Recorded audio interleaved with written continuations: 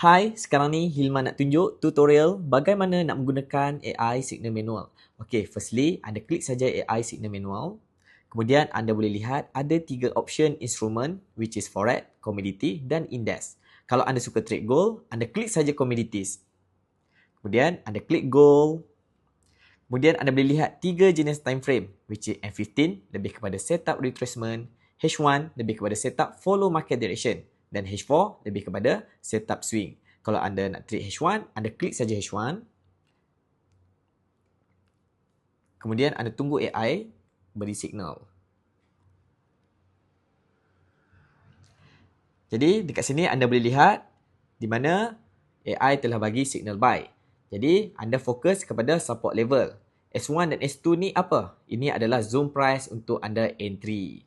Kemudian ini adalah take profit anda, TP1, TP2, TP3 semua disediakan.